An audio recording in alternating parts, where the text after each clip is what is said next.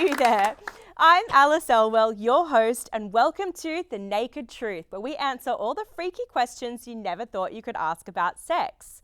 On today's episode, we'll be talking about Shit! I didn't even say anything!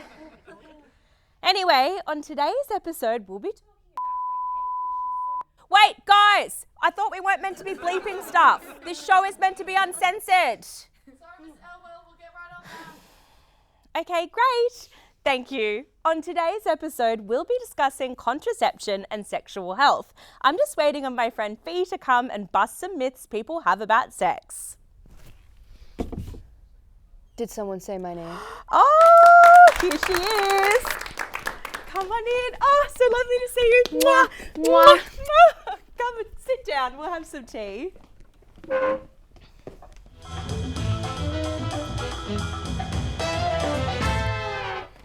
Sophie, as a contraception enthusiast, you're probably very aware of some misconceptions people have about contraception.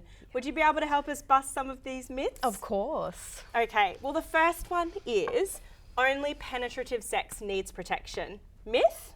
Myth. Let me let you in on a little secret, actually. You can get STIs from oral sex. So that's why things like dental dams exist. There you go. Okay, that makes sense. All right, what about this next one? Really annoys me. Do you need to pee after sex? Because in movies, they never show people getting up to pee after sex. Myth or not? So the movies are actually lying to you. Yes, all of your favorite characters have UTIs. Yeah, so for both penis and vulva havers, it is a great idea to pee after sex because there is bacteria inside that urethra that you can dispel when you pee after sex. Let it all out. Yeah. Okay, so just dipping into the world of hygiene, I've heard a few myths about keeping clean down south. What do you have to do about washing your genitals? Is that a myth or not? So there are specifics around washing your genitals that can get a bit tricky. Things like feminine hygiene washes, there is this myth being perpetuated that your vagina is dirty and needs to be cleaned. It is a self-cleaning organ. So what that means is the more outside external bacteria you introduce, the more it's going to mess with your natural microbiome, and that actually increases your chances of getting a UTI and a risk of infection. Great to know.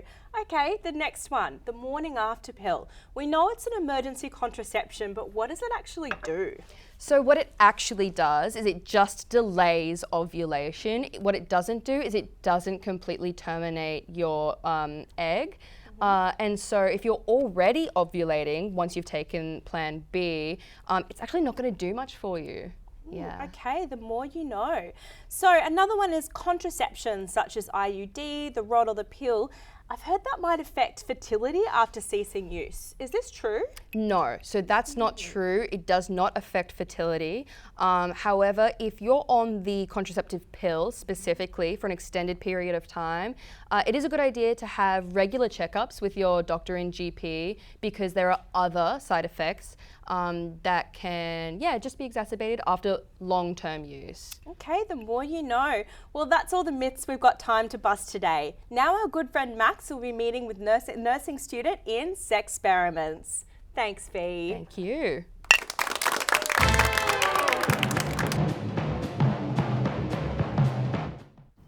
Hi, I'm a man, and I don't know anything. So today I'm going to be sitting down with someone who's a little more knowledgeable than me, so that I can find out about all things contraception. Let's go.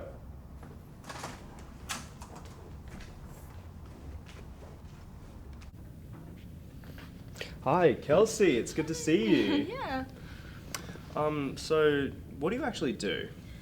So I'm a nursing student at university, and we study anything from anatomy and physiology all the way through to healthcare practices and sexual health and things like that. Okay, that last part is very useful because I need a little help. So my first question today is, what's this? So that's a condom. It's one of the most popular and I would say probably well known pieces of contraception used, but there are obviously other barrier methods that you can use, from like internal condoms to oral contraceptions and things like that. Okay. I've heard this term when it comes to barrier methods. A dental dam? What is that? Can you explain that to me? Yeah, so a dental dam is sort of like an extra layer of protection, especially when engaging in like oral sexual activity, and it can be placed like over the vulva when engaging in like those activities, as just like an extra layer of protection and things like that. And you can purchase them from like chemists and pharmacies, or you can actually just make one yourself as well. Okay. How would you do that? You know, people can't access them. Yeah, so you can start by using a condom, which is a very like accessible method, and all you do is you cut off the tip of the condom and then the base of the condom, and then you'll cut up the middle and then you'll fold it out, and you know what to do with the rest. I really don't. So going back to what you said about oral contraception, I've heard that there's a pill that you can take every day, or there's a pill that you can take the morning after, but those seem like they are mostly made, or only made, for people with vulvas and vaginas, you know? So what's that about? Is there anything you can tell me about that? Yeah, so a lot of them you are right, but there is obviously like male oral contraceptions that were probably still in development. So probably in the next couple of years they'd still be in testing stages and things like that, but we should see them eventually. Okay, well that's really good. Thank you for talking to me No today. That's worries. actually all the time we have. Join us next week on Sexperiments, where I get a vasectomy to show how men can do their part in the war against unwanted pregnancy. Now to Liv, who's going to be asking some freaky questions in the streets. Liv?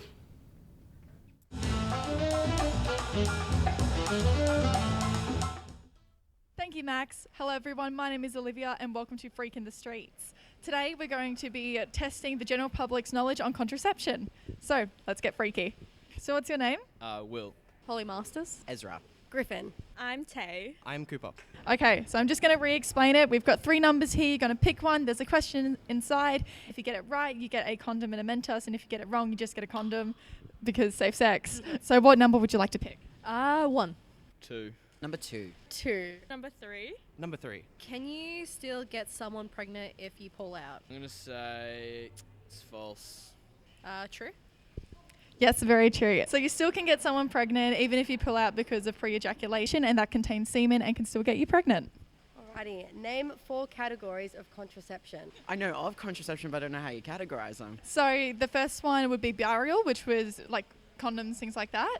Then you have uteral, so that would be like the Implanon, the IUD, kinds of contraception like getting your tubes tied or vasectomy, things like that. Should you brush your teeth before or after oral sex? After? Before. So it's actually a trick question. It's neither. When you brush your teeth, it takes off of a protective layer on your gums, which will make you more susceptible for infections. So you did get it wrong, but you still get a condom.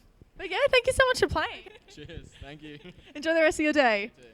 Well, that got pretty freaky. Thank you for joining me for Freak in the Streets, and back to the studio.